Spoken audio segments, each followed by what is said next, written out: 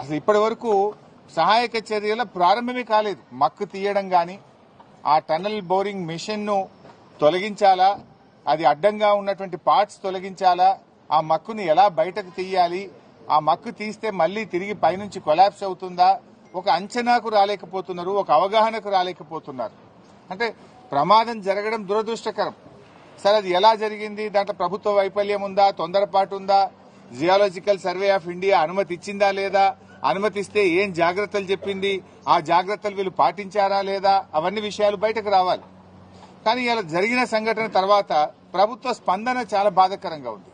ముఖ్యమంత్రి ఏమో హెలికాప్టర్ వేసుకొని ఆయన ఎన్నికల ప్రచారానికి పోతున్నాడు. ఇక 8 మంది ప్రాణాలు ముఖ్యమా, ఎన్నికల ప్రచారం ముఖ్యమా రేవంత్ రెడ్డి గారికి?